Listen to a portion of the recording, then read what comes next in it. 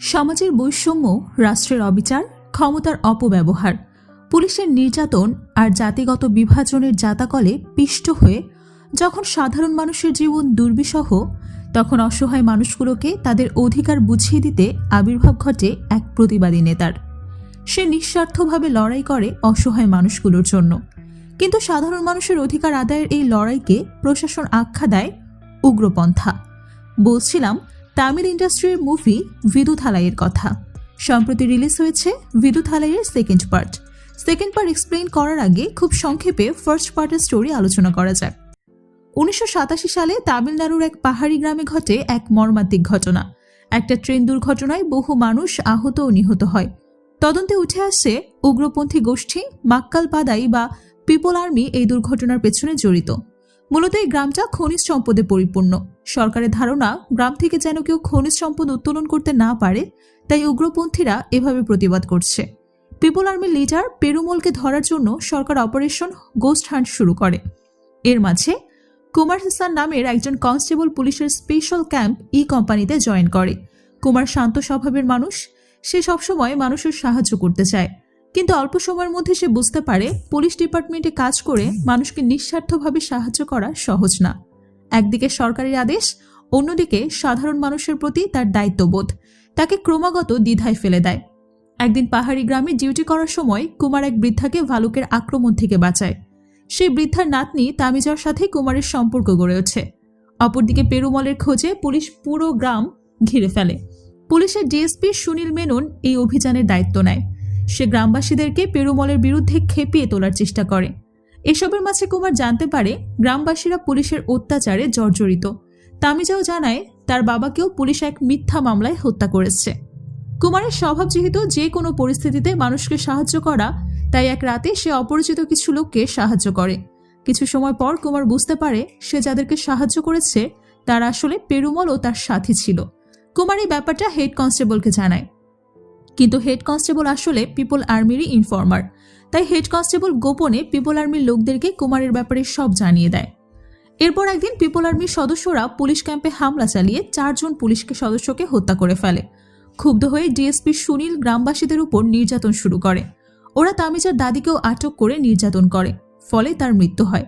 শুধু তাই নয়, পুলিশ তামিজাকে সহ গ্রামের আরও নারী পুরুষদের গ্রেফতার করে নির্যাতন করে।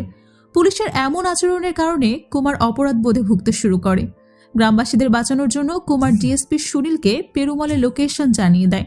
কিছু পুলিশকে সাথে নিয়ে অভিযান চালিয়ে কুমার পেরুমলকে গ্রেফতার করতে সক্ষম হয়। কুমার ফিরে আসার পর সেদিন সে রুমে কোনো মেয়েকেই দেখতে পায়নি সে। কুমার তামিজাকে যে চুড়িগুলো কিনে দিয়েছিল সেই চুড়ির কিছু ভাঙা অংশ রুমের মধ্যে পড়ে থাকতে দেখে। গ্রাম থেকে ধরে আনা মেয়েগুলো সহ তামিজার সাথে কি হয়েছিল কোনো কিছুই কুমার জানতে পারেনি সেদিন। এদিকে পেরুমলকে ধরার কৃতিত্ব কুমারকে না দিয়ে সমস্ত কৃতিত্ব নিজের কাঁধে নেয় ওসি রাঘবেন্দ্র। এরপর কুমারের প্রতি তীব্র হিংসাবোধ থেকে সে কুমারকে চাকরি থেকে বরখাস্ত করে। এই ছিল ফার্স্ট পার্টের গল্প। ফার্স্ট পার্টের স্টোরি নিয়ে ডিটেলস এক্সপ্লেনেশন আমাদের চ্যানেলে দেওয়া আছে। সেকেন্ড পার্ট শুরু হয় ঠিক সেখান থেকে যেখানে ফার্স্ট পার্ট শেষ হয়েছিল, অর্থাৎ পেরুমলকে অ্যারেস্ট করার পর পুলিশ তাকে জিজ্ঞাসাবাদ করছিল। পেরুমল ডিএসপি সুনীলকে বলে, আপনাদের সিস্টেম মানুষকে বিভাজিত করেছে।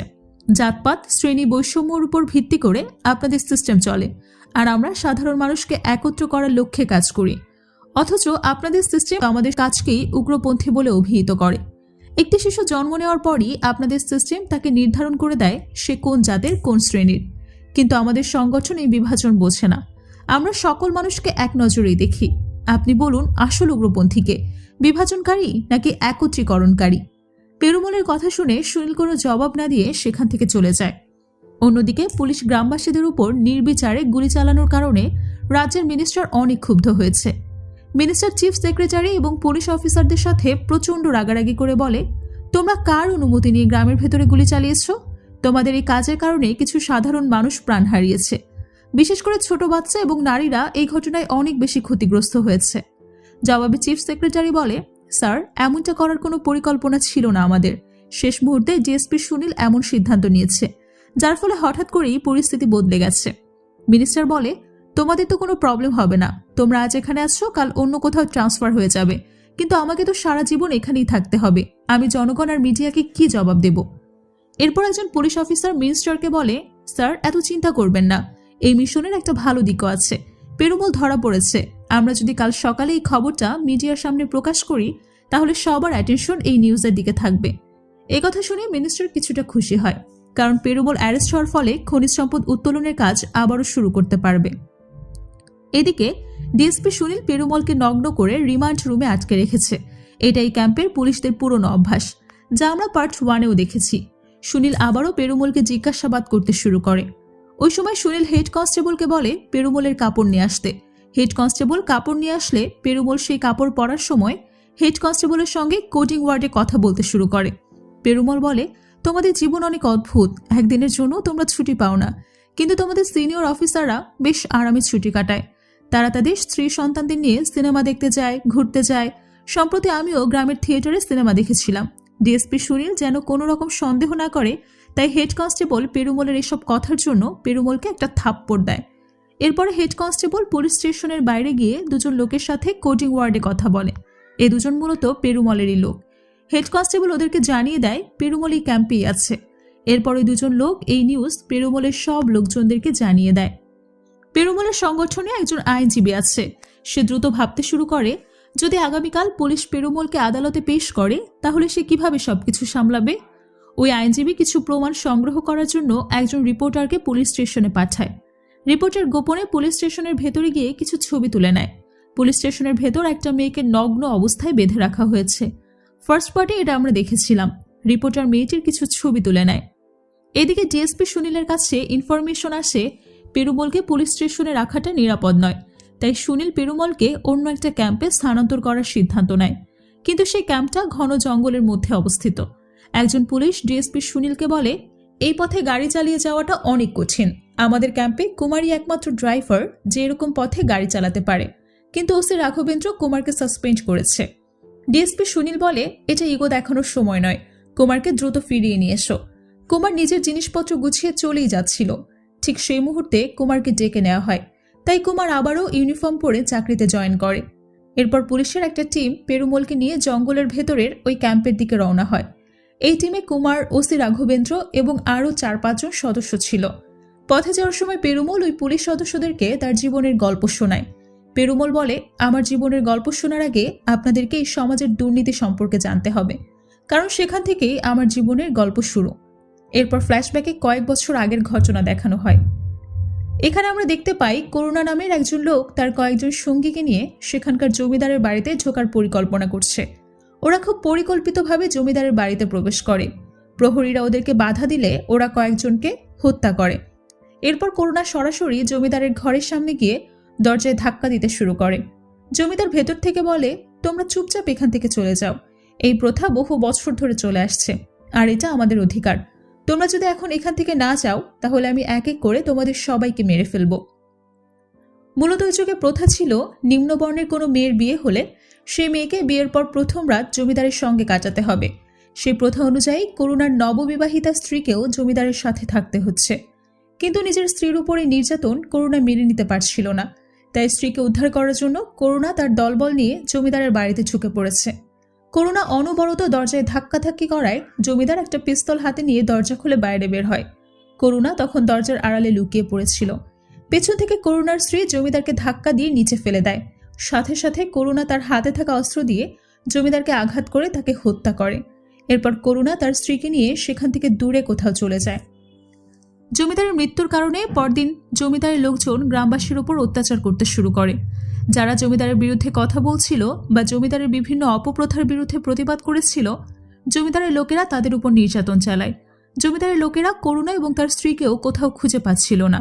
তাদেরকে খুঁজে বের করার জন্য জমিদারের লোকেরা গ্রামবাসীদের উপর অত্যাচারের পরিমাণটা বাড়িয়ে দেয়। এক পর্যায়ে গ্রামে পুলিশকে ডেকে আনা হয়, কিন্তু পুলিশও জমিদারের অধীনেই কাজ করত। একজন পুলিশ অফিসার জমিদারের লোকদের অনুরোধ করে নির্যাতন থামানোর ব্যবস্থা করে। ওই পুলিশ অফিসার করুণার পরিবারের লোকজনকে বুঝিয়ে বলে, তোমরা যেভাবেই হোক তোমাদের ছেলেকে খুঁজে বের করো এবং তাকে পুলিশের কাছে আত্মসমর্পণ করতে বলো। যদি সে আত্মসমর্পণ করে তাহলে আদালতের শাস্তি পেয়ে আবারও বাড়িতে ফিরে আসতে পারবে। কিন্তু করুণাকে যদি খুঁজে না পাওয়া যায় তাহলে জমিদার তোমাদের উপর এভাবেই অত্যাচার চালাতে থাকবে। আমি চাইলেও তোমাদেরকে বাঁচাতে পারবো না। যেহেতু পুলিশ জমিদারকে অধীনে কাজ করত, তাই ওই পুলিশ অফিসার জমিদারের পক্ষেও কাজ করত। ওই গ্রামেরই একজন স্কুল শিক্ষক হচ্ছে পেরুমল। এসব দেখে পেরুমলের মনে পড়ে কয়েকদিন আগে করুণা তার বাড়িতে গিয়ে তাকে বিয়েতে আমন্ত্রণ জানিয়েছিল। করুণা এবং তার পরিবারকে বাঁচানোর জন্য পেরুমল একটা উপায় খুঁজে বের করে। রাতের বেলা পেরুমল সেই পুলিশ অফিসারের কাছে গিয়ে বলে, করুণা আর তার স্ত্রী কোথায় আছে সেটা আমি জানি। যদি আপনি দুজন পুলিশ সদস্যকে আমার সঙ্গে পাঠান তাহলে আমি তাদেরকে বের করে আত্মসমর্পণ করাতে পারবো। জমিদারের লোকজনের হাতে পড়লে তারা করুণাকে মেরে ফেলবে, তাই আমি চাচ্ছি করুণা পুলিশের কাছে আত্মসমর্পণ করুক। পুলিশ অফিসার পেরুমলের কথায় রাজি হয়, কিন্তু সে গোপনে জমিদারের লোকদেরকেও ব্যাপারটা জানিয়ে দেয়। এদিকে পেরুমল করুণা এবং তার স্ত্রীর কাছে গিয়ে তাদের বাইরে বের হয়ে আসতে বলে। পেরুমল তাদেরকে সবকিছু বুঝিয়ে বলে এবং আশ্বাস দেয় যে আত্মসমর্পণ করলে তাদের কোনো ক্ষতি হবে না। কিন্তু করুণা এবং তার স্ত্রী পুলিশের কাছে আত্মসমর্পণ করার আগেই জমিদারের ছেলে তার লোকজন নিয়ে সেখানে উপস্থিত হয়। ওরা পেরুমল, করুণা এবং করুণার স্ত্রীর উপর হামলা করে। জমিদারের ছেলে পেরুমলের বুকে সজোরে লাথি মেরে তাকে নিচে ফেলে দেয়। এরপর লাঠি দিয়ে পেরুমলের মাথায় অনবরত আঘাত করতে থাকে। এতে পেরুমল সেন্সলেস হয়ে যায়। এই পরিস্থিতিতে করুণা একাই জমিদারের লোকদের বিরুদ্ধে লড়াই চালিয়ে যায়। এর মাঝে পেরুমলের সেন্স ফিরে আসে। সে করুণা এবং তার স্ত্রীকে বাঁচানোর চেষ্টা করলে জমিদারের লোকেরা ছুরি দিয়ে পেরুমলের বুকে আঘাত করে। এতে পেরুমল খুব বাজেভাবে আহত হয় এবং আবারও সেন্স হারিয়ে ফেলে। করুণা তখনও স্ত্রীকে বাঁচানোর জন্য প্রাণপণ লড়াই করেই যাচ্ছিল, কিন্তু দীর্ঘ সময় লড়াইয়ের পর এক পর্যায়ে জমিদারের লোকেরা করুণা ও তার স্ত্রী দুজনকেই হত্যা করে। জমিদারের লোকেরা তার লোকজনকে বলে, এই নিম্নবর্ণের মানুষগুলোকে কেটে টুকরো টুকরো করে গ্রামের মাঝখানে ফেলে রাখো, যাতে ভবিষ্যতে কেউ আর এমন কাজ করার দুঃসাহস না করে। এসব করে ওরা ক্ষান্ত হয়নি। চলে যাওয়ার আগে ওরা পেরুমলের স্কুল পুড়িয়ে দেয়। এদিকে প্রেজেন্ট টাইমে ওই রিপোর্টারকে দেখানো হয় যে পুলিশ ক্যাম্পের কিছু ছবি তুলেছিল। রিপোর্টার একটা সংবাদপত্র অফিসে ফোন করে বলে, আমার কাছে পুলিশের বিরুদ্ধে কিছু প্রমাণ আছে। পুলিশের অত্যাচারের সীমা ছাড়িয়ে গেছে, এখন সত্যিটা প্রকাশ করা উচিত। ওই সংবাদপত্র অফিসের সম্পাদক বলে, তুমি ছবিগুলো নিয়ে আমাদের হেড অফিসে চলে এসো। অন্যদিকে পেরুমল পুলিশের কাছে তার গল্প চালিয়ে যেতে থাকে। ওই দিন যখন পেরুমল আঘাত পেয়ে সেন্সলেস হয়ে পড়েছিল, তখন কেকে নামের এক ব্যক্তি এবং তার লোকজন পেরুমলকে উদ্ধার করে হসপিটালে নিয়ে যায়। পেরুমল কেকে স্যার বলে সম্বোধন করে এবং ধন্যবাদ জানায়। কেকে বলে, স্যার নয়, আমাকে সাথী বলে ডাকবে। কেকে পেরুমলকে বলে, আমরা যদি একসাথে সবাই মিলে চেষ্টা করি তাহলে এই সমস্ত অন্যায় অবিচার বন্ধ করতে পারবো। এর জন্য আমাদেরকে এই সমাজে বড় পরিবর্তন আনতে হবে। আমরা সেই পরিবর্তনের লক্ষ্যে কাজ করে যাচ্ছি। ওই দিনের পর থেকে পেরুমল কেকের সংগঠনের সাথে যুক্ত হয়। বিভিন্ন সময় কেকের বক্তৃতা শুনে পেরুমল বুঝতে পারে সমাজে পরিবর্তন নিয়ে আসাটা সত্যি অনেক বেশি প্রয়োজন হয়। সমাজে পরিবর্তন নিয়ে আসতে হলে সবার আগে সমাজের বৈষম্য দূর করতে হবে। জমিদার এবং উচ্চ শ্রেণীর লোকেরা নিম্নবর্ণের মানুষের উপর যে নির্যাতন চালায়, সবার আগে সেটা বন্ধ করতে হবে।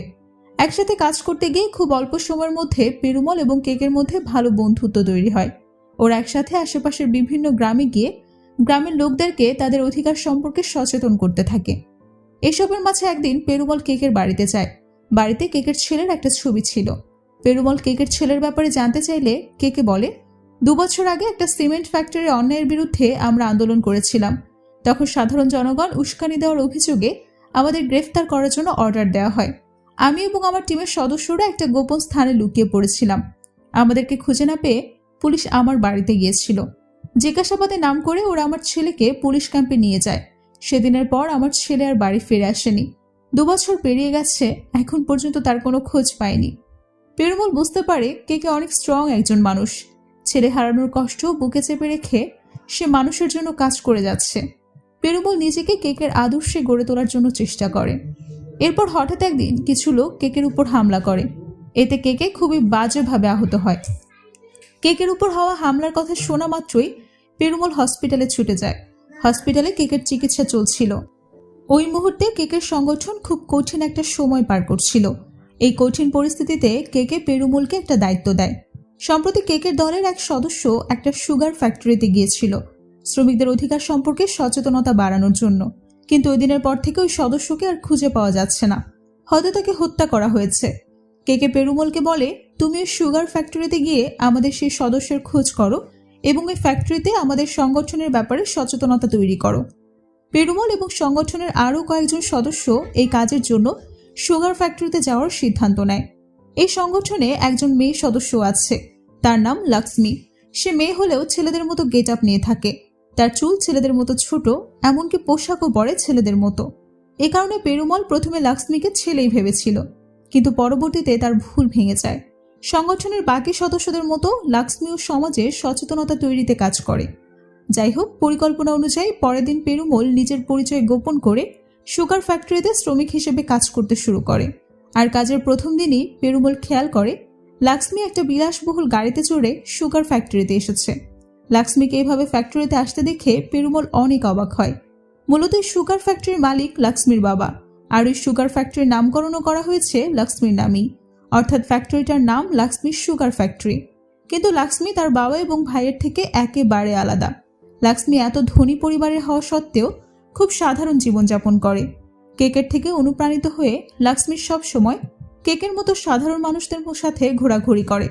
তবে লক্ষ্মীর পরিবার এই ব্যাপারগুলো একদমই পছন্দ করে না। কিন্তু লক্ষ্মী তার বাবা লক্ষ্মীকে অনেক ভালোবাসে, তাই সে লক্ষ্মীর জন্য সবকিছুই মেনে নেয়। লক্ষ্মীর বাবার মতে লক্ষ্মী তার জন্য লাকি। অন্যদিকে পেরুমল ফ্যাক্টরির ভেতরে নিজের কাজ শুরু করে দেয়। সে ফ্যাক্টরির শ্রমিকদেরকে তাদের অধিকার সম্পর্কে বোঝাতে থাকে। এখানে আমরা জানতে পারি সম্প্রতি কেকের সংগঠনের যে সদস্য মারা গেছে, তার জন্য ন্যায় বিচার চাইতে কিছু শ্রমিক পুলিশ স্টেশনে কমপ্লেন করতে চেয়েছিল, কিন্তু পুলিশ তাদের কমপ্লেন অ্যাকসেপ্ট করেনি। এই ঘটনার প্রেক্ষিতে পেরুমল ফ্যাক্টরির শ্রমিকদেরকে বুঝিয়ে বলে, আমরা সবাই যদি এক হয়ে কাজ করি তাহলে উঁচু শ্রেণীর লোকেরা আমাদের কোনো ক্ষতি করতে পারবে না। পেরুমল সমস্ত শ্রমিকদেরকে একত্রিত করে এসপি অফিসে গিয়ে কমপ্লেন করার ডিসিশন নেয়। লক্ষ্মীর বাবা ও ভাই কোনোভাবেই ব্যাপারটা জানতে পারে। শ্রমিকদের এই পরিকল্পনা ব্যর্থ করার জন্য লক্ষ্মীর বাবা ও ভাই একটা ভয়ানক পরিকল্পনা করে। ওরা ফ্যাক্টরির ভেতর একটা অ্যাক্সিডেন্ট ঘটানোর সিদ্ধান্ত নেয়, যাতে শ্রমিকদের অভিযোগের ব্যাপারটা ধামাচাপা দেওয়া যায়। কিন্তু তার আগেই পুলিশ চলে আসে। পুলিশ লক্ষ্মীর ভাইকে জিজ্ঞেস করার জন্য পুলিশ স্টেশনে নিয়ে যায়। তবে শ্রমিকদের কেউ লক্ষ্মীর ভাইয়ের বিরুদ্ধে অভিযোগ করেনি, অভিযোগ করেছে লক্ষ্মী নিজেই। পরের দিন সকালে পেরুমল যখন সবার জন্য খাবার তৈরি করছিল, তখন লক্ষ্মী তার কাছে গিয়ে বলে, আমি যা করেছি ভেবে চিন্তেই করেছি। আমার ভাই 2 দিন জেলে থাকলে খুব বেশি ক্ষতি হবে না, বরং সে কিছুটা হলেও শুধরাবে। এরপর লক্ষ্মী পেরুমলকে বলে, সবাই আমাকে দেখে একটা প্রশ্নই করে, তোমার চুল এত ছোট কেন? তুমি একমাত্র ব্যক্তি যে আমাকে আমার চুলের ব্যাপারে কোনো প্রশ্ন করনি। পেরুমল বলে, আমি কেন প্রশ্ন করব? তোমার চুল তুমি যেভাবে ইচ্ছে সেভাবেই রাখবে। তখন লক্ষ্মী নিজে থেকেই তার চুল ছোট রাখার কারণ বলতে শুরু করে। এখানে আমরা জানতে পারি খুব অল্প বয়সেই লক্ষ্মীর বিয়ে হয়ে যায়। লক্ষ্মীর বিবাহিত জীবন তেমন ভালো ছিল না। লক্ষ্মীর স্বামী সবসময় লক্ষ্মীর সাথে ঝগড়া করত, এমনকি মারধরও করত। একদিন মারধর করার সময় লক্ষ্মীর স্বামী লক্ষ্মীর চুল ধরে আঘাত করে। সে সময় লক্ষ্মীর মনে হয়েছিল লম্বা চুল হয়তো লক্ষ্মীর দুর্বলতা। ওই দিনের পর লক্ষ্মী তার স্বামীর সাথে সমস্ত সম্পর্ক ছিন্ন করে এবং নিজের দুর্বলতা অর্থাৎ লম্বা চুল কেটে ছোট করে ফেলে। পেরুমল লক্ষ্মীর জীবনের সমস্ত ঘটনা মনোযোগ দিয়ে শোনে। ধীরে ধীরে পেরুমলের সাথে লক্ষ্মীর একটা সম্পর্ক হয়ে যায়। একটা সময় পেরুমল লক্ষ্মীকে ভালোবেসে ফেলে। এই ব্যাপারটা পেরুমল সবার আগে কেকে জানায়। কেকে বলে, এটা তো খুবই ভালো বিষয়। আমরা কোথাও বক্তৃতা দিলে আমাদের দলের সামিল হতে বললে লোকজন বলে, আপনাদের পরিবার নেই, আপনাদের কোনো পিছুটান নেই, তাই আপনারা নির্দ্বিধায় এসব কাজ করতে পারেন। আমাদের সংগঠনের ছেলেরা যদি বিয়ে করে সংসার করতে শুরু করে তাহলে মানুষেরা আমাদেরকে বলতে পারবে না আমাদের কোনো পিছুটান নেই। তুমি যদি বিয়ে করে পরিবার শুরু করো তাহলে এটা অনেক ভালো একটা সিদ্ধান্ত হবে। কেকের কথায় অনুপ্রাণিত হয়ে অনেক চিন্তা ভাবনা করে এক রাতে পেরুমল লক্ষ্মীকে প্রপোজ করে। পেরুমল সরাসরি লক্ষ্মীকে বিয়ে করতে চায়। জবাবে লক্ষ্মী বলে, এই ব্যাপারে চিন্তা ভাবনা করার জন্য আমার কিছুদিন সময় প্রয়োজন। পেরুমল লক্ষ্মীকে সময় দেয়। লক্ষ্মীও ভেবেচিন্তে পেরুমলকে বিয়ে করার সিদ্ধান্ত নেয়। দুজনের সম্মতিতে তাদের বিয়ে হয়। সিন প্রেজেন্ট টাইমে চলে আসে। পুলিশের গাড়ি রোডের শেষ প্রান্তে চলে এসেছে। এরপর আর গাড়ি যেতে পারবে না, তাই পুলিশ সদস্যরা পেরুমলকে নিয়ে হেঁটে হেঁটে পুলিশ ক্যাম্পের দিকে যেতে শুরু করে। একজন পুলিশ সবাইকে পথ দেখিয়ে নিয়ে যেতে শুরু করে। হাঁটতে হাঁটতে পেরুমল আবারও নিজের জীবনের গল্প বলতে শুরু করে। সিন আবারও ফ্ল্যাশব্যাকে চলে যায়। কেকের সংগঠনের যে ব্যক্তি নিখোঁজ হয়ে গিয়েছিল, হঠাৎ একদিন তার লাশ একটা পুকুরে পাওয়া যায়। এই ঘটনায় শ্রমিকরা প্রচণ্ড ক্ষুব্ধ হয়। শ্রমিকদের মধ্যে উমাপতি নামের এক ব্যক্তি রেগে গিয়ে ফ্যাক্টরির ম্যানেজারকে মারধর করতে শুরু করে। উমাপতি শ্রমিকদের নিয়ে সুগার ফ্যাক্টরিতে একটা দল তৈরি করার সিদ্ধান্ত নেয়। পরের দিন উমাপতি যখন ফ্যাক্টরিতে কাজ করছিল তখন হঠাৎ ম্যানেজারের একজন লোক ইচ্ছাকৃতভাবে উমাপতিকে একটা মেশিনের ভেতর ফেলে দেয়। অর্থাৎ ম্যানেজার উমাপতিকে মেশিনের মধ্যে পিষ্ট করে হত্যা করার চেষ্টা করে। এটা দেখে শ্রমিকরা চেঁচামেচি করতে শুরু করে। সবাই মেশিন বন্ধ করতে বলে, কিন্তু ম্যানেজার মেশিন বন্ধ করতে রাজি হয় না। তখন পেরুমল ম্যানেজারকে হুমকি দিয়ে বলে, আপনি যদি মেশিন বন্ধ না করেন তাহলে আমরা পুরো ফ্যাক্টরি জ্বালিয়ে দেব। এতে করে ম্যানেজার মেশিন বন্ধ করতে বাধ্য হয়। এই ঘটনার পর পেরুমলের কাজ সহজ হতে থাকে। পেরুমল সমস্ত শ্রমিকদের একত্রিত করে বলে, যদি আমরা এভাবেই একতার মধ্যে থাকি তাহলে এই সমস্ত উচ্চ শ্রেণীর লোকেরা আমাদের সামনে মাথা নত করতে বাধ্য হবে। সিন প্রেজেন্ট টাইমে চলে আসে।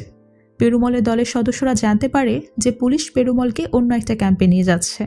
পেরুমলের লোকেরা পুলিশের হাত থেকে পেরুমলকে উদ্ধার করার জন্য দুর্দান্ত একটা পরিকল্পনা তৈরি করে। অন্যদিকে ডিএসপি সুনীল জানতে পারে হেড কনস্টেবল পেরুমলের সংগঠনের সাথে জড়িত। সুনীল হেড কনস্টেবলকে প্রচুর মারধর করে। এরপর সুনীল ওয়াকিটকের মাধ্যমে রাঘবেন্দ্রকে জানিয়ে দেয় হেড কনস্টেবল পেরুমলের ইনফর্মার। সুনীল আরও বলে, তুমি টিমের কোনো পুলিশের উপর ভরসা করবে না। তোমাদের সাথে যে পুলিশ সদস্যরা আছে তাদের মধ্যেও পেরুমলের লোক আছে। এটা শোনার পর রাঘবেন্দ্র হতবাক হয়ে যায়। রাঘবেন্দ্র তার টিমের সবাইকে সন্দেহ করতে শুরু করে। যে পুলিশ সবাইকে পথ দেখাচ্ছিল সে সঠিক পথ দেখানোর পরেও রাঘবেন্দ্র সন্দেহবশত সেই পথ অনুসরণ করে না। রাঘবেন্দ্র অন্য একজন পুলিশকে পথ দেখাতে বলে। যেতে যেতে পেরুমল আবারও তার গল্প বলতে শুরু করে। একদিন পেরুমল এবং কেকের কাছে একটা অভিযোগ আসে। একটা গ্রামের জমিদার শ্রমিকদের উপর প্রচুর নির্যাতন করছে। শ্রমিকরা জমিদারের তার কৃষি জমিতে কাজ করিয়ে নিচ্ছে, কিন্তু তাদের পারিশ্রমিক ঠিকভাবে দিচ্ছে না। পারিশ্রমিক চাইলেই তারা শ্রমিকদের উপর নির্যাতন করছে।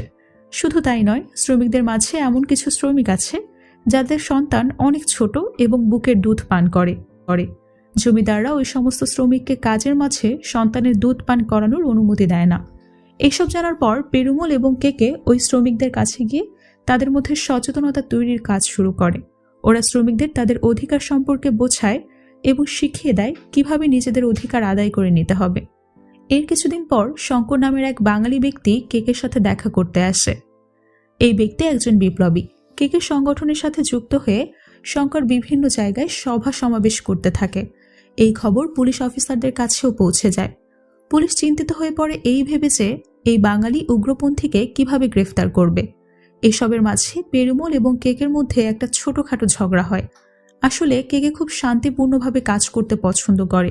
সে কোনো রকম মারামারি হানাহানি থেকে বিরত থেকে আদালতে গিয়ে লিগ্যালভাবে মানুষের অধিকার আদায় করার চেষ্টা করে। কিন্তু এভাবে সমাজের অবস্থা খুব একটা পরিবর্তন হয় না। তাই পেরুমল কেকে বলে, এভাবে চুপচাপ না থেকে এখন আমাদেরকে পাল্টা লড়াই করতে হবে। অনেক লম্বা সময় ধরে উঁচু শ্রেণীর লোকেরা আমাদের উপর নির্যাতন করে আসছে। এখন আমাদের জবাব দেওয়ার সময় এসেছে। চুপ করে বসে থাকলে আমরা কখনোই আমাদের অধিকার আদায় করতে পারবো না। আমাদেরকে নিজেদের অধিকার ছিনিয়ে নিতে হবে। আর এই ব্যাপারটা নিয়ে দুজনের মধ্যে দ্বন্দ্ব তৈরি হয়।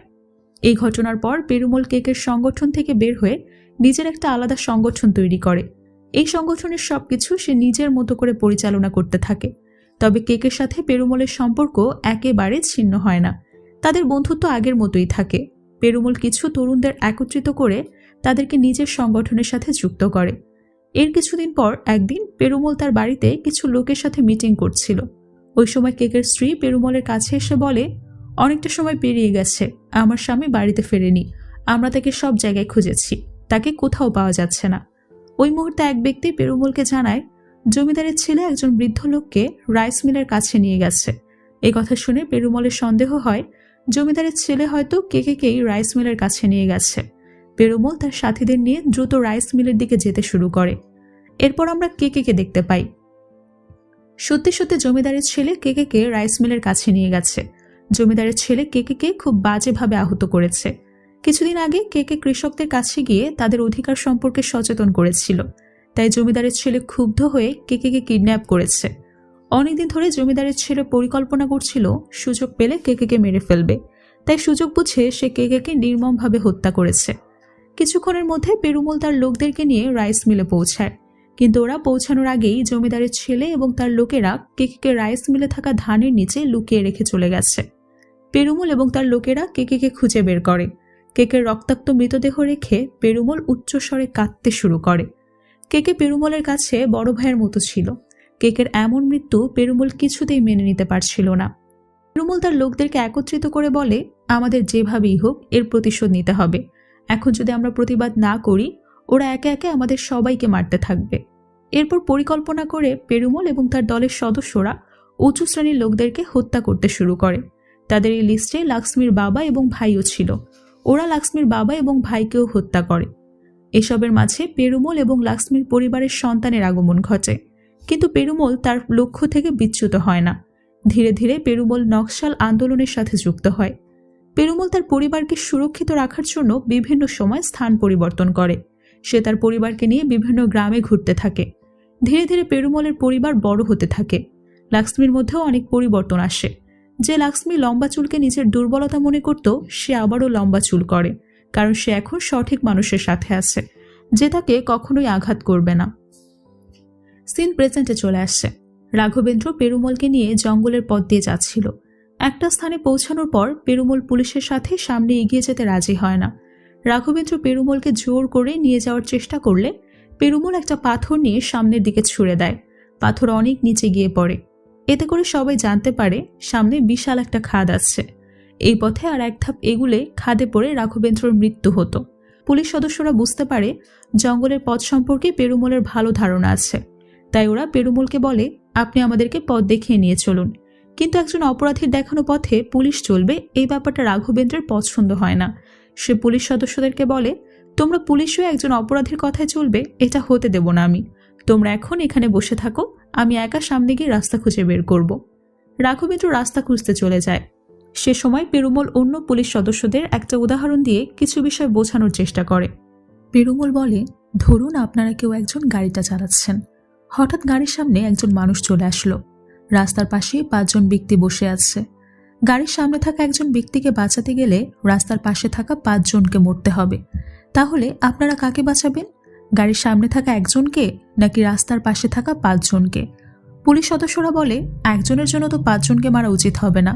পেরুমল বলে, তাহলে আপনাদের মতে একটা গ্রামকে রক্ষা করার জন্য একজন মানুষের জীবন নেওয়া যেতে পারে। ঠিক তেমনি একটা শহর বাঁচানোর জন্য একটা গ্রামকে বলি দেওয়া যেতে পারে। এভাবে একটা দেশকে বাঁচানোর জন্য একটা শহরকে বলি দেওয়া যেতে পারে। কিন্তু গাড়ির সামনে থাকা ওই একজন ব্যক্তি যদি আপনাদের প্রিয়জন হয়, তাহলে আপনি কার জীবন বাঁচাবেন? আপনার প্রিয়জনের নাকি পাশে থাকা অপরিচিত 5 জনের? এরপর পেরুমল বলে, সমাজের উঁচু শ্রেণীর মানুষগুলো যুগ যুগ ধরে নিজেদের ভালো রাখার জন্য আমাদের মতো সাধারণ মানুষগুলোকে বলি দিয়ে আসছে। আমি সেই অবস্থাটাকে পরিবর্তন করার চেষ্টা করছি, আর এই চেষ্টা করার কারণেই আপনারা আমাকে গ্রেফতার করেছেন। পেরুমলের কথা শুনে প্রতিটি পুলিশ সদস্য নিজেদের কথা বলতে শুরু করে। তারা কিভাবে পুলিশের চাকরি পেয়েছে, এর জন্য তাদেরকে কি কি ত্যাগ স্বীকার করতে হয়েছে। এর মাঝে রাঘবেন্দ্র ফিরে আসে। সে সবাইকে পথ দেখিয়ে নিয়ে যেতে শুরু করে। পথ চলতে চলতে হঠাৎ রাঘবেন্দ্রের পা স্লিপ হয়ে যায়। সে একটা খাদে পড়ে যাচ্ছিল। তখনই পেরুমল তার হাতে থাকা হ্যান্ড কাফের চেইন রাঘবেন্দ্রের দিকে ছুঁড়ে দেয় এবং বলে, এটাকে ধরে উপরে উঠে আসুন। পেরুমল চেইনের সাহায্যে রাঘবেন্দ্রকে উপরে তুলে নেয়। অবশেষে রাঘবেন্দ্র হার মেনে নেয়। সে বাকি পুলিশ সদস্যদের সাথে পেরুমলের দেখানো পথে যেতে রাজি হয়। কিন্তু পেরুমল রাঘবেন্দ্রকে বলে, আপনার কিছু লুকানো সত্য আছে, সেই সত্যটা আজ আপনি এখানে সবার সামনে প্রকাশ করুন। যতক্ষণ আপনি সত্যিটা স্বীকার করছেন, ততক্ষণ আমি আপনাদেরকে পথ দেখাবো না। রাঘবেন্দ্র অনেকটা বাধ্য হয়ে লুকানোর সত্যটা প্রকাশ করতে শুরু করে। পার্ট 1-এ আমরা দেখেছিলাম রাঘবেন্দ্র এবং তার টিম যখন পেরুমলের লোকদের গ্রেফতার করে নিয়ে যাচ্ছিল, তখন পেরুমলের লোকেরা এসে তাদের নিজেদের সাথীদের বাঁচিয়ে নিয়ে নেয়। ওই সময় রাঘবেন্দ্র তার পিস্তল বের করে পেরুমলের লোকদের উপর গুলি চালানোর চেষ্টা করে। তখন ভুলবশত একটা গুলি রাঘবেন্দ্রর পাশে থাকা কনস্টেবলের শরীরে লাগে। কনস্টেবল কিছুটা আহত হয়। সে আক্ষেপ নিয়ে রাঘবেন্দ্রকে বলে, আপনি কেমন অফিসার, একটা পিস্তল চালাতে পারেন না? এই কথায় রাঘবেন্দ্র অপমান ফিল করে। নিজের ইগোর কারণে সে ওই কনস্টেবলকে গুলি করে মেরে ফেলে এবং কনস্টেবলের মৃত্যুর দায় পেরুমলের লোকদের উপর চাপিয়ে দেয়। এই সত্যিটা জানার পর বালা নামের এক কনস্টেবল রাঘবেন্দ্রের উপর প্রচণ্ড রেগে যায়, কারণ নিহত ওই কনস্টেবল তার ভালো ফ্রেন্ড ছিল। সবাই মিলে বুঝিয়ে বালাকে শান্ত করে। বাকি পুলিশ সদস্য বালাকে বলে, আমরা ক্যাম্পে গিয়ে রাঘবেন্দ্রের বিরুদ্ধে অভিযোগ করব। এ কথা শুনে বালা কিছুটা শান্ত হয়। এরপর পেরুমল আবারও নিজের গল্প বলতে শুরু করে। পেরুমলের সংগঠনে একজন কেমিক্যাল ইঞ্জিনিয়ার ছিল। একদিন ওই কেমিক্যাল ইঞ্জিনিয়ার তার সাথে আরও কয়েকজনকে নিয়ে বোমা তৈরি করছিল। পেরুমল ওদের থেকে একটু দূরে বসেছিল। একটা ছোট ভুলের কারণে হঠাৎ সমস্ত বারুদ জ্বলে ওঠে। এতে অনেক বড় আকারের বিস্ফোরণ ঘটে। ওই বিস্ফোরণে সেখানে উপস্থিত সবার শরীর ছিন্ন ভিন্ন হয়ে যায়। পেরুমল কিছুটা দূরে থাকায় সে প্রাণে বেঁচে যায়। নিজের চোখের সামনেই ভয়ানক দৃশ্য দেখার পর পেরুমল সিদ্ধান্ত নেয় সে কখনো বোমা বিস্ফোরণ করবে না। পরের দিন পেরুমল তার পার্টির সদস্যদের সঙ্গে দেখা করে বলে, আমি পার্টি লিডারশিপ থেকে রিজাইন নিতে চাই। অন্যদিকে এই বিস্ফোরণের অপরাধে পুলিশ পেরুমলের পার্টির কিছু সদস্যকে তুলে নিয়ে এনকাউন্টার করতে শুরু করে।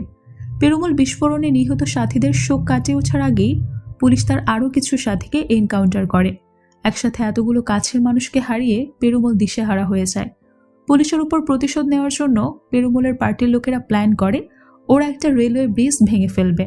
প্ল্যান অনুযায়ী ওরা ব্রিজের নিচে বোমা সেট করে, কিন্তু বোমা সেট করার পর ওরা জানতে পারে কিছুক্ষণের মধ্যে যাত্রীবাহী ট্রেন যাবে। কোনো মানুষের যেন ক্ষতি না হয় তাই ওরা দ্রুত বোম রিফিউজ করার চেষ্টা করে।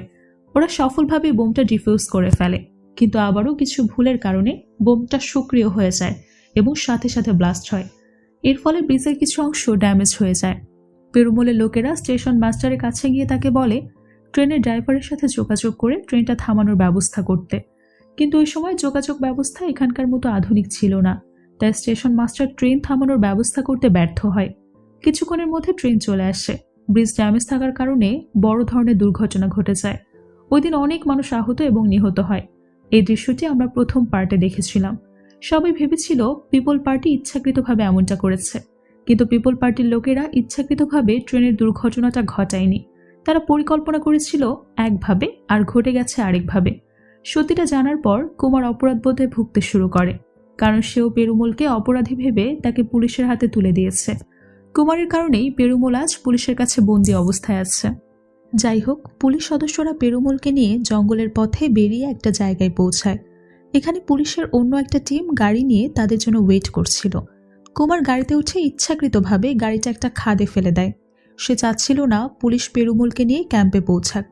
যেহেতু কুমারের কারণেই পেরুমল ধরা পড়েছে, তাই কুমার নিজেই পেরুমলকে পালিয়ে যাওয়ার ব্যবস্থা করে দেয়। পেরুমলের লোকেরা আগে থেকেই জঙ্গলে লুকিয়েছিল। সুযোগ বুঝে ওরা পুলিশদের উপর হামলা করে বসে। পুলিশও তাদের উপর পাল্টা গুলি চালায়। দুই পক্ষের মধ্যে তুমুল গোলাগুলি চলতে থাকে। এতে পেরুমলের পার্টির কিছু লোক মারা যায়, কিছু পুলিশেরও মৃত্যু হয়। কিন্তু এসবের মাঝে রাঘবেন্দ্র সুযোগের সদ্ব্যবহার করে সেই সমস্ত পুলিশ মারতে শুরু করে যারা তার সত্যিটা জেনে গেছে। কারণ ওই পুলিশ সদস্যরা যদি ডিসিপির কাছে গিয়ে তার সত্য বলে দেয় তাহলে রাঘবেন্দ্রর ক্যারিয়ার শেষ হয়ে যাবে।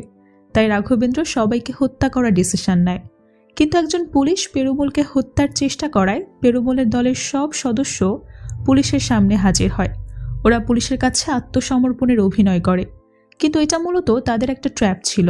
পুলিশের কাছাকাছি যাওয়ার পর আত্মসমর্পণ না করে ওরা চালাকি করে সমস্ত পুলিশের অস্ত্র নিয়ে নেয় এবং সফলভাবে পেরুমলকে উদ্ধার করে সেখান থেকে চলে যায়। ওই সময় রাঘবেন্দ্র তার পিস্তল বের করে পেরুমলকে গুলি করে। এতে পেরুমল কিছুটা আহত হয়। পেরুমলের সাথীরা পাল্টা আক্রমণ করতে চাইলে পেরুমল তাদের থামিয়ে দেয়। এরপর পেরুমল দ্রুত তার সাথীদের নিয়ে সেখান থেকে চলে যায়। অন্যদিকে চিফ সেক্রেটারি এবং মিনিস্টার মিডিয়ার কাছে খবর পৌঁছে দেয় যে পুলিশ পেরুমলকে গ্রেফতার করেছে। জঙ্গলে কি ঘটেছে এ ব্যাপারে তাদের কাছে কোনো ইনফরমেশন পৌঁছায়নি, তাই ওরা মিডিয়াকে পেরুমলের গ্রেফতারের খবর দিয়েছে। এর কিছুক্ষণ পরেই রাঘবেন্দ্র ওয়াকিটকের মাধ্যমে ওদেরকে জানিয়ে দেয় পেরুমলের লোকেরা এসে পেরুমলকে নিয়ে চলে গেছে। আমাদের কাছে ওয়াকিটকি না থাকায় সময় মতো ইনফরমেশনটা দিতে পারিনি। রাঘবেন্দ্র এবং বাকি পুলিশ সদস্যরা পুলিশ ক্যাম্পে গিয়ে পৌঁছায়। সেখান থেকেই রাঘবেন্দ্র সিনিয়র অফিসারদের সাথে যোগাযোগ করেছে। এরপর পুলিশের সিনিয়র অফিসাররা পেরুমলকে ধরার জন্য রাঘবেন্দ্র স্থানে রামুদান নামের একজন অফিসারকে দায়িত্ব দেয়। রাঘবেন্দ্রের অপকর্মের ব্যাপারে ইতোমধ্যেই সিনিয়র অফিসাররা জেনে যায়, তাই রাঘবেন্দ্রকে গ্রেফতার করার জন্য অর্ডার দেওয়া হয় রামুদানকে। রামুদান তার টিম নিয়ে ওই ক্যাম্পে চলে যায় যেখানে রাঘবেন্দ্র এবং বাকি পুলিশ সদস্যরা আছে। রামুদান রাঘবেন্দ্রকে সব কিছু জানায়। এদিকে পেরুমল এবং তার সাথীরা জঙ্গলের পথ দিয়ে পালিয়ে যেতে থাকে। তারা আলাদা আলাদা দলে বিভক্ত হয়ে চলতে থাকে। রামুদানও তার টিম নিয়ে পেরুমলের লোকদেরকেই খুঁজছিল। এক পর্যায়ে রামুদানের টিম পুলিশের মুখোমুখি হয়। দুই পক্ষের মধ্যে আবারও তুমুল গোলাগুলি শুরু হয়। এতে দুই পক্ষেরই লোক মারা যায়। অন্যদিকে কিছু পুলিশ ওই রিপোর্টারকে গ্রেফতার করে যে পেরুমলের জন্য কাজ করত। এদিকে রামুদান পেরুমলের কিছু সাথীকে ধরে তাদের এনকাউন্টার করে। এসব দেখে পেরুমল তার সাথীদের বলে সে পুলিশদের কাছে আত্মসমর্পণ করবে। পেরুমল বলে, আমার সময় শেষ হয়ে এসেছে, এখন তোমাদের সময়। আমার পরে তোমরা এবং তোমাদের পরবর্তী প্রজন্মকে এই লড়াই চালিয়ে যেতে হবে। এসবের মাঝে সুযোগ বুঝে আবারও রাঘবেন্দ্র পুলিশ সদস্যদেরকে মারতে শুরু করে, যারা তার সত্যিটা জানে। রাঘবেন্দ্র একজন পুলিশকে মারতেই যাচ্ছিল, তখনই কুমার তাকে দেখে ফেলে। সাথে সাথে কুমার রাঘবেন্দ্রকে মারধর করতে শুরু করে। এরপর কুমার রামদানের সামনে প্রমাণ করে দেয় রাঘবেন্দ্র পুলিশ সদস্যদেরকে মেরেছে। রামদান বলে, ঠিক আছে, আমরা এই ব্যাপারটা পরে দেখব। এখন আমাদের মেইন টার্গেট পেরুমল এবং তার সাথীদের অ্যারেস্ট করা। এদিকে পেরুমল তার সাথীদের নিয়ে আলোচনা করে সিদ্ধান্ত নেয় যে সে পুলিশদের কাছে আত্মসমর্পণ করবে। যেহেতু পুলিশ মিডিয়ার সামনে ঘোষণা করেছে পুলিশ পেরুমলকে গ্রেফতার করেছে, তাই আত্মসমর্পণ করার পর পুলিশ পেরুমলকে আদালতে নিয়ে যাবে। আদালতে পেরুমলের বিচার হবে। এসব ভেবেই পেরুমল আত্মসমর্পণ করে, কিন্তু রামদান তাকে গ্রেফতার না করে পেরুমলের উপর অনবরত গুলি করতে শুরু করে। এটা দেখে বাকি পুলিশ সদস্যরা হতবাক হয়ে যায়। যারা পেরুমলের জীবনের গল্প শুনেছে তারা কেউই পেরুমলের উপর গুলি চালাতে পারে না। এখানে ফ্ল্যাশব্যাক একটা দৃশ্য দেখানো হয়। একদিন পেরুমল তার স্ত্রী লাক্সমিকে বলেছিল, যদি কোনোদিন পুলিশের হাতে আমার মৃত্যু হয়, তুমি আমার লাশ নিতে যাবে না। আমি মানুষের কাছে অপরিচিত মুখ, আমি অপরিচিত হয়েই থাকতে চাই, কেউ যেন জানতে না পারে আমারও পরিবার আছে। প্রেজেন্ট টাইমে পুলিশ খুব নির্দয়ভাবে পেরুমলের ডেড বডি গাড়িতে তুলে বেস ক্যাম্পের উদ্দেশ্যে রওনা হয়। পথে কুমার এবং কিছু পুলিশ সদস্যরা রামদানকে জিজ্ঞেস করে কেন সে পেরুমলকে এভাবে হত্যা করল। সে তো আত্মসমর্পণ করতে চেয়েছিল। রামদান বলে, পেরুমল ভালো নাকি খারাপ লোক ছিল তা আমি জানি না, আমার উপর মহলের অর্ডার ছিল, আমি শুধুমাত্র আমার অর্ডার ফলো করেছি। অন্যদিকে পেরুমলের মৃত্যুর খবর চিফ সেক্রেটারির কাছে পৌঁছায়। চিফ সেক্রেটারি মিনিস্টারকে বলে, আমরা মিডিয়ার কাছে এই খবরটা গোপন রাখব। পেরুমলের মৃত্যুর কথা কেউ জানত না। কিছু সময় পর পর আমরা মিথ্যা খবর ছড়িয়ে দেব যে পেরুমল আবারও ফিরে এসেছে, সেই স্থানে আছে অথবা ওই স্থানে আছে। এমনটা করলে মানুষ বিশ্বাস করবে পেরুমল এখনও বেঁচে আছে এবং পুলিশের কাছ থেকে পালিয়ে বেড়াচ্ছে। অন্যদিকে কুমার পুলিশের গাড়ি চালিয়ে একটা গভীর খাদের কাছে চলে যায়। সে খাদের একদম কিনারে গাড়ি নিয়ে যায় এবং গাড়ির ইঞ্জিন বন্ধ করে দেয়। এটা দেখে গাড়ির ভেতরে থাকা সবাই ভয়ে কাতর হয়ে পড়ে, কারণ ওরা নড়াচড়া করলেই গাড়ি একেবারে খাদে পড়ে যাবে, এতে সকলের মৃত্যু হবে। রামদান কুমারকে অনুরোধ করে বলে, গাড়িটা সরিয়ে নাও, আমি তোমার প্রমোশনের ব্যবস্থা করব। কিন্তু কুমার কারো কথায় কান দেয় না। সে গাড়িটা খাদের কাছে রেখেই গাড়ি থেকে নেমে যায়। কুমার সিদ্ধান্ত নেয় যে সে পেরুমলের সংগঠনে যুক্ত হবে, ন্যায়ের জন্য কাজ করবে। কুমার জঙ্গলের পথ ধরে হেঁটে হেঁটে অনেক দূরে চলে যায়। মুভিটা এখানেই শেষ হয়, কিন্তু পেরুমলের লড়াই শেষ হয় না। পেরুমলের মৃত্যুতে এই লড়াই থামবে না। পরবর্তী প্রজন্ম চালিয়ে যাবে এই লড়াইটা। এই লড়াই ততদিন চলবে যতদিন সাধারণ মানুষ তাদের অধিকার বুঝে পাবে না।